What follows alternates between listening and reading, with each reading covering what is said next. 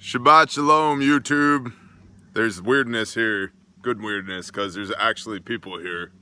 So if you see me looking past the camera, it's because there's real life people other than chickens here, which is usually who shows up for this. But it is Sukkot. It is the second mundane Shabbat, Saturday in Sukkot, and as such, we have esteemed guests, aka extended family, here with us. And so, yeah, they're looking at me right now. It's kind of weird, but we'll figure it out. Yeah, go ahead and turn around. That'd be great. Genesis 22. There was, I'm told, some fellowshipping until about 3 o'clock in the a.m.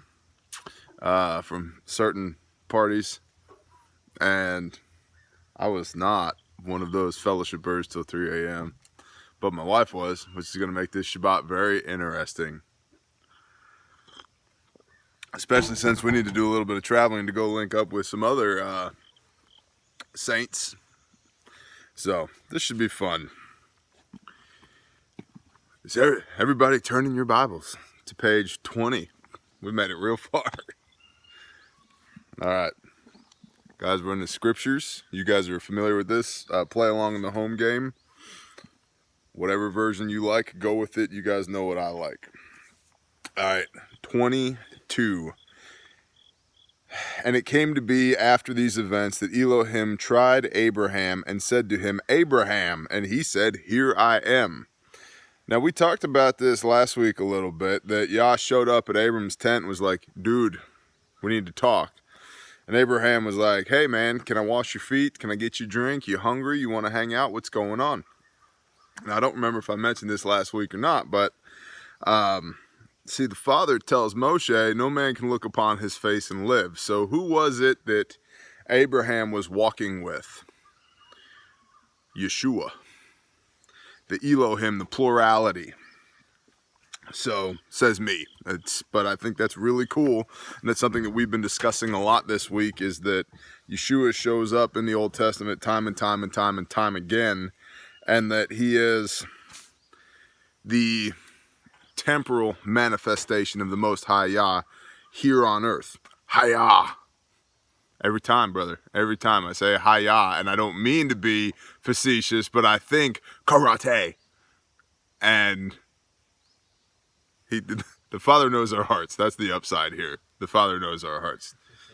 The rebuke was, it's okay, brother. You're talking to a ladder. Because, the phone is on a ladder. Behind the scenes. It's a super high production value here. So, it's cool that when people walk and talk with Yeshua, or I'm sorry, talk with Yah, they are talking with Yeshua, says me, or at least that's my belief, because the Father tells Moshe, dude, you can't look at my face and not be consumed, like you will die. So we could read this as 22, the first verse, and it came to be after these events that Elohim tried Abraham and said to him, Abraham, that Yeshua tried Abraham and said to him, Abraham. Exclamation point. Yo, Abraham. And he said, here I am, God. What's up? And he said, take your son now, your only son Isaac. Your only son Isaac. We talked about this last week as well, because Isaac is not Abraham's only son. It is the only son ordained by the Father, the God of Abraham, Isaac, and Jacob, because Ishmael was begat. Hashtag go team. Ishmael was begat by, come on, brain, Abraham and Hagar, right? But Ishmael is the illegitimate son. And he's pieced out now. He's going on his wilderness journey to go find himself like some dirty hippie up in Taos, New Mexico. So now the Father, now that Ishmael's out of the picture, becoming the foundation of Islam, whole nother story for another time, Yah comes to Isaac and says, take your son now, your only son Isaac, whom you love, and go to the land of Moriah, and offer him there as an ascending offering on one of the mountains which I command you. Take your kid, build a fire, burn your child as an offering. Whoa, God, I thought we were just friends. This S is crazy. I don't think so. I mean, that's what I'd say. Anybody out there in the peanut gallery, you guys agree with that? We talked about that yesterday. If the father came to me and said, you need to take Harlan up here in the woods and build an altar, bro, talk about a test of faith. Especially after waiting 100 years to get your son. And the father says, don't worry, man, I'll build a nation out of you. And your wife literally falls on her face laughing and says, am I supposed to have pleasure in my old age? I'm past the time of a woman. How am I supposed to have a kid? And then the father rebukes her and says, hey, dude, you don't think I can do this? And she stops laughing real quick. Like, aha, you're correct. All right, so now Abraham has got to take Isaac up onto this mountain and sacrifice him as an ascending offering. That's a burnt offering because the smoke ascends to the sky. And all right, this next part, here's the lesson here. And Abraham rose early in the morning and saddled his donkey and took 2 of his young men with him and Isaac his son. And he split wood for the offering and arose and went to the place which Elohim had commanded him. We see with the Noahic covenant, when the father establishes the Noahic covenant, that it literally says, and Noah did all that God asked him, and he was found righteous. It doesn't say, and Noah thought about it. Noah took a poll on Facebook. Noah talked to his mom about it. No, it says Noah did all that the father commanded him, and it was counted as righteousness. So here we see Abraham. God says, the Lord says, hey, get your son, go up on this mountain, make a burnt offering. The very next sentence is, and Abraham rose early. He got up early. All right, we're going. I don't think he probably got much sleep that night. I was going to say that he probably didn't sleep a lot. Yeah, he probably only got 3 hours of sleep because he was fellowshipping until 3 o'clock in the morning. Not my guess, but you know, if it was me, I would have already been up. I would have rose from my tent early because I hadn't slept at all, thinking about taking my son up to a mountain to go sacrifice him. Coffee, once again, provided by Millard and Milady, who are in our very midst as we speak. Sir and madam, I'm being saluted with coffee cups, which is cool. All right. And he split the wood for the ascending offering and arose and went to the place which Elohim had commanded him. And on the 3rd day, Abraham lifted his eyes and saw the place from a distance. So Abraham said to his young men, stay here with the donkey while the boy and I go over there and worship and come back to you. And Abraham took the wood of the ascending offering and laid it on Isaac his son. And he took the fire in his hand and a knife, and the 2 of them went together. And Isaac spoke to Abraham, his father, and said, my father. And he said, here I am, my son. And he said, see the fire and the wood, but where is the lamb for an ascending offering? Isaac's starting to figure out, this stuff is not kosher. What's going on? It's just you, me, and some wood and a fire. We're missing something here. And Abraham said, my son, Elohim does provide for himself the lamb for an ascending offering. And the 2 of them went together. That's a very interesting phraseology because it's well established at this point that Isaac came from where? God. Provision and blessing of the father. And we talked about last week as well how fertility is the domain of the father.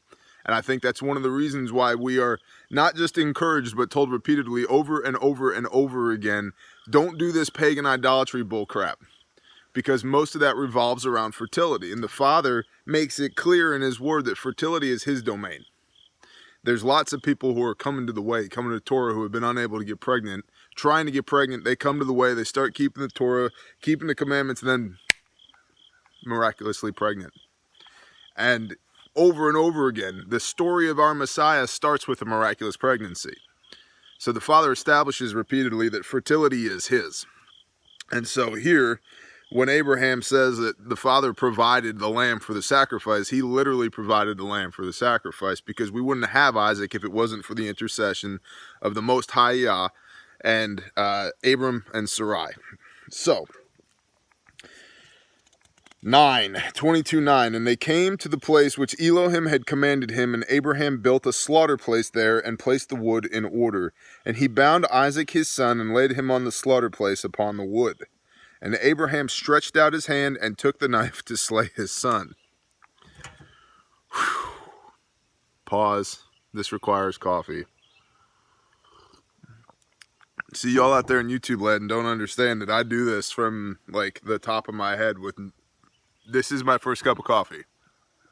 And I do that the same reason when we do talks on YouTube about gear reviews and philosophy and stuff like that, is that just to get the immediate thoughts off the top of your heads. It's not, I don't think about this too much. I just go where it takes me. So Isaac's laid out, he's bound up, he's got cordwood stacked around him. Abraham's got his knife, he's reaching out with his knife, probably something like this, coming at him. 11. But the messenger of Yahweh called to him from the heavens and said, Abraham, Abraham. And he said, Here I am. And he said, Do not lay your hand on the boy, nor touch him. For now I know that you fear Elohim, seeing you have not withheld your son, your only son, from me. Where have we seen that before? John 3:16, for God so loved the world that he gave his only begotten son. Aha. But see, it's important to know you don't need the Old Testament at all. It has nothing to do with the New Testament whatsoever. Okay, we're just going to go to church and we're going to read the 4 Gospels. They're throwing things at me now. Is that a bucket of rotten tomatoes? No. Oh, no, it's not a bucket of rotten tomatoes. Where have we seen this before? Oh, I know. Our Messiah. So once again, we have the prophecy of the Old Testament fulfilled in the New Testament. It's a mirror reflection. We were talking about this earlier in the week as well. How we live, we experience time as a straight line, but really we are cyclical people. Things go in circles. What we conceive as a straight line of time is actually just the arc of the curve of time in this cycle, but we have such a short lifespan, we experience so little of it that we don't actually see the arc of time. It just looks like just a little bit of a straight line that we can barely see the curvature of. And we might be able to discern at some point a little bit of the arc of our life. But to get the whole big picture, interestingly enough, hey, it's in here. And if you read all of it, if you don't start here, if you actually read all this part and don't just start here, you find out quite a bit about, oh, hey, the New Testament is actually the Old Testament made flesh. Literally made flesh. But you don't need any of that. You just go to church on Sunday and your pastor will tell you, like, we're going to string 3 verses together and talk about how you probably shouldn't masturbate because that's bad. Thanks, dude. All right. So Abraham has got Isaac laid out. I'm being laughed at. Abraham has got Isaac laid out, right? He's ready to cut his son. And the messenger of Yahweh, Abraham, Abraham. I bet you the whole earth shook at that point, right? Trees were swaying. Do not lay your hand on the boy nor touch him, for now I know that you fear Elohim, seeing you have not withheld your son, your only son, from me, capital M, from the Lord, from Yahweh. 13. And Abraham lifted his eyes and looked and saw behind him a ram caught in a bush by its horn. Oh, didn't Abraham just say, don't worry, the Father will provide the sacrifice? Okay. Many fulfillments. I mean, in the moment, that's a huge fulfillment. I don't have to kill my kid. There's a ram here. Thanks, God. That's awesome. All right, so he sees this ram caught in a bush by its horns, and Abraham went and took the ram and offered it up for an ascending offering instead of his son. And Abraham called the name of the place Yahweh Yireh. And it was said to this day, on the mountains Yahweh provides. Do any of you have anything other than Yireh there? Y-I-R-E-H. I can look at a different version, but I'm looking at the scriptures. Okay, you're in scriptures as well? That's cool. I was just wondering if there was like, because usually it has a footnote that says Yireh means this. But the Hebrew people were pretty literal, so it means on the mountain Yahweh provides. So my guess would be Yireh means provision, because he provided a ram to not have to, slaughter your son as an ascending offering. The New King James says instead of Yahweh Yireh, the Lord will provide. The Lord will provide. Okay. Shut up, chicken. Okay. And 15. And the messenger of Yahweh called to Abraham a second time from the heavens and said, by myself I have sworn, declares Yahweh, because you have done this and not withheld your son, your only son, that I shall certainly bless you, and I shall certainly increase your seed as the stars of the heavens and as the sand which is on the seashore, and let your seed possess the gate of their enemies. Okay. We're going to pause right there for like 60 seconds because there's a lot right there. Okay. Because you have not withheld your son, your only son, that I shall certainly bless you. Stop. Obedience brings blessing. That is one of the core tenets of the Old Testament. Obedience brings blessing. You should probably go kick that chicken off with a bucket of food. Yeah, it's real life around here. This is happening. It's happening. So obedience brings blessing. It's one of the things we talk about constantly around here. Why do we talk about it constantly? Because it shows up constantly in the Old Testament. You do what the Father tells you to do and you are blessed. You shall certainly increase your seed.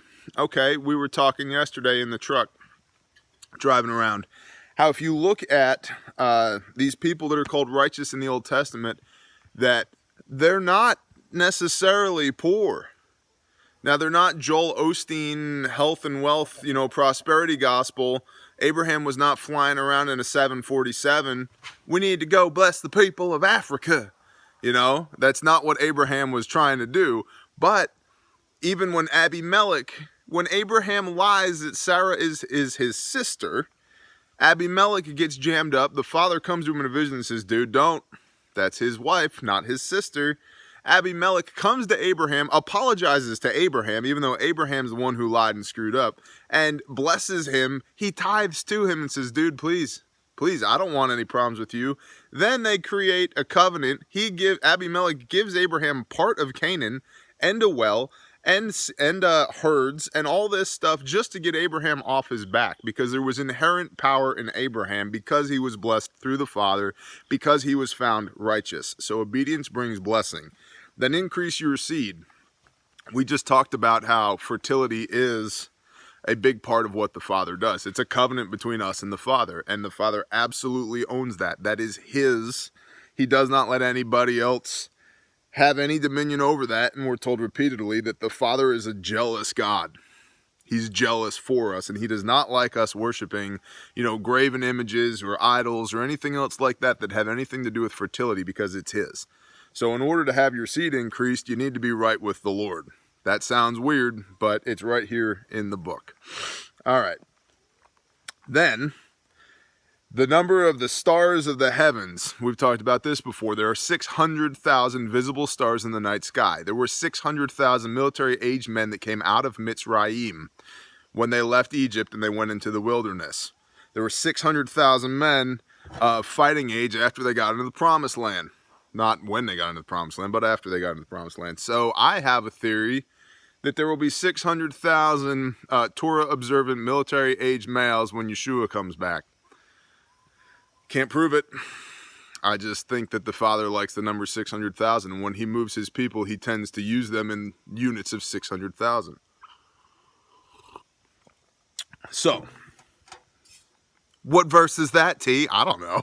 I'm pretty sure it's not in there, but it's just a sneaky suspicion that I have. Okay.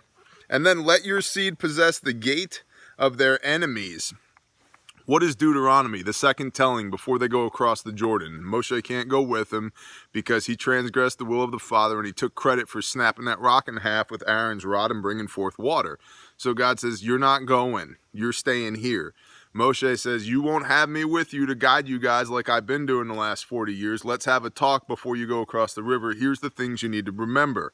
One of those things is when you go in to displace the people that are in the land, and when you go in to take that land, when you're drinking the wine that you didn't press, when you're eating the fruit that you didn't grow, when you're living in the houses you didn't build, you will give thanks to Yahweh.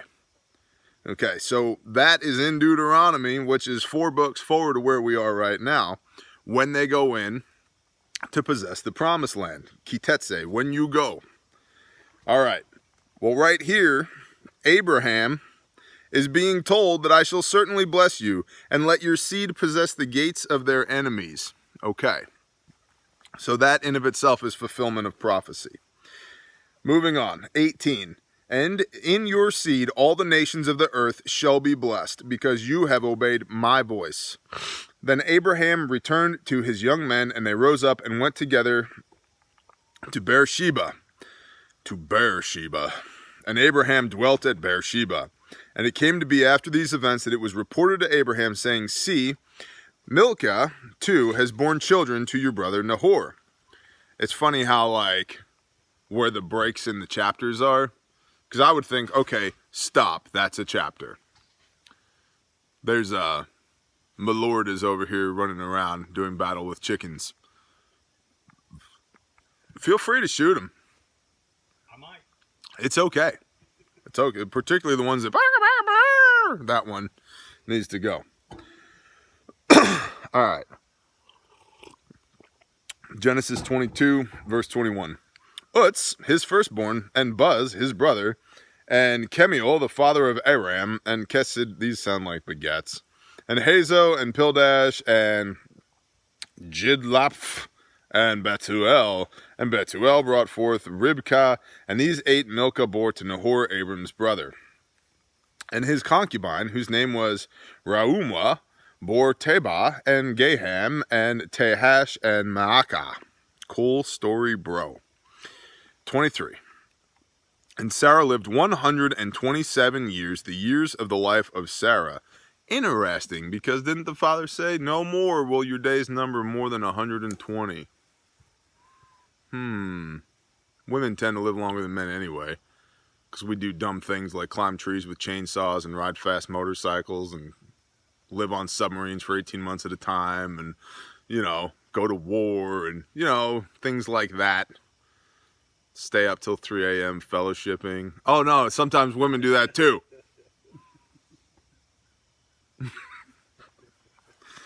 So maybe the years of a man are 120, but apparently women can live to 127. Don't know, wasn't there. All I have is this word here in front of me that says she lived to 127 years old. 2. And Sarah died in Kiriath Arba. That is Hebron. Okay, roger that. In the land of Canaan. And Abraham came to mourn for Sarah and to weep for her. I imagine 127 years. And they were together for a long time. Because it talks about how when they established the protocol of when they went out, you're my sister, not my wife. When it says when Abraham first started to leave the dwelling of his father's house. So you're talking like teenage years. So they've been together probably 110-ish years.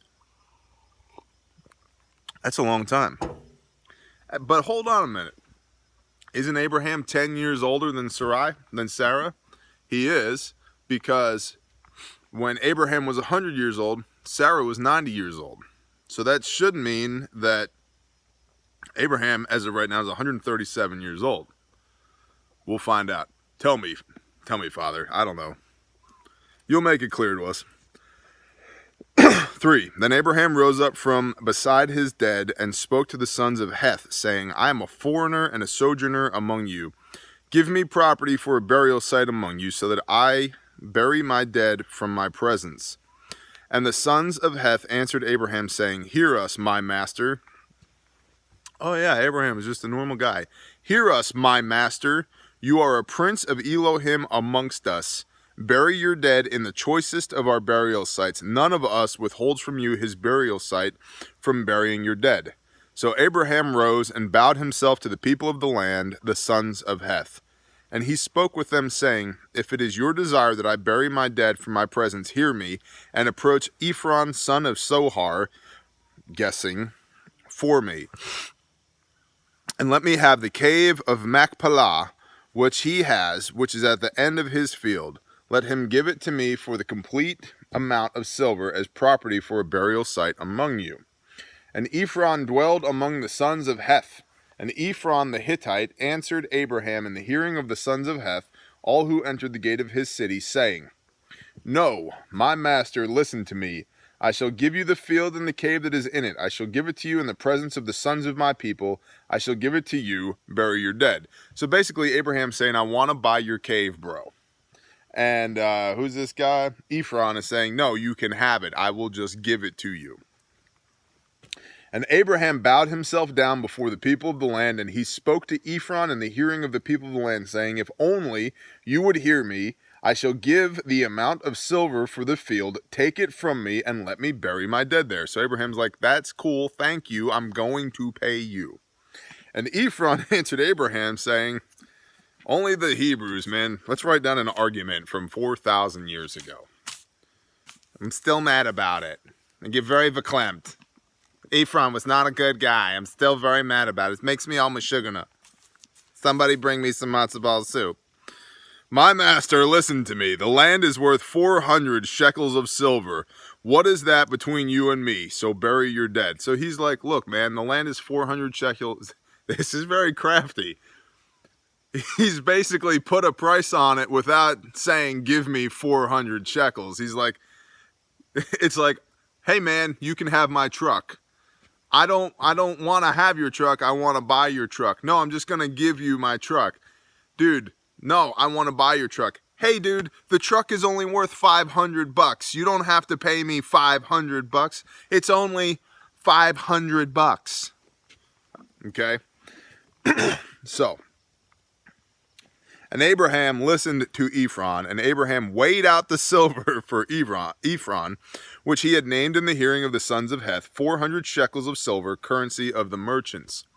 Shekels are also the only currency to be used at the temple, which is why when Yeshua got there, he was really upset that the money changers were out there doing business on the Sabbath and was flipping tables over. So if you have one of those little bracelets that says WWJD, what would Jesus do? Picking people up by the neck and flipping tables over is totally within the realm of possibility. So remember that. You don't have to be a polo-wearing beta male in order to love Yeshua. It's okay if you are a polo-wearing beta male. That's cool. He loves you too. But you don't have to be. It's okay if you're a giant furry alpha male. That's also cool. Or a medium-sized furry alpha male, like our Levite over here in the kitchen. So, where are we? Shut up, chicken.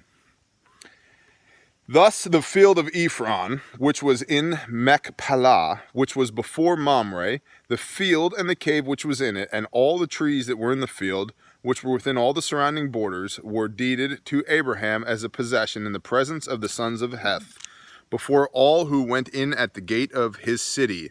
And after this, Abraham buried Sarah, his wife, in the cave of the field of Machpelah before Mamre, that is Hebron, in the land of Canaan. So pretty specific location.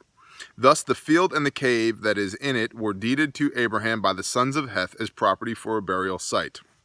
And that is the end of Genesis 23. We will stop there and we'll have a little talky talk and go over what we already talked about. So, there's some meaty stuff in here. Like this sets up one of the pivotal overarching themes of the New Testament. The only son sacrificed. That's a big deal. Like that's a huge deal. And something that is probably quite often missed because people don't read the Old Testament. They read the New Testament. But that is, the Abraham and Isaac is the archetype for the New Testament, God and Jesus, Yah and Yeshua. So, I think it's amazing that Yahweh shows up to Abraham, which we know Elohim, right? So you can't look upon the face of Yah and not perish. So basically, we had a temporal manifestation of God. Where have we seen that before? Oh, the New Testament. Cool. Except it's all throughout the Old Testament as well.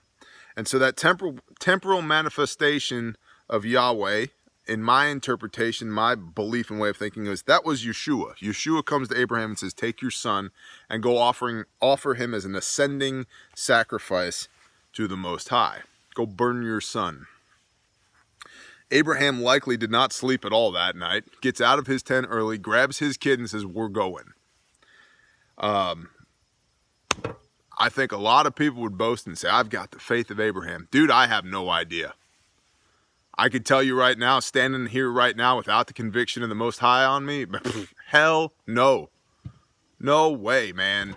No way. No way.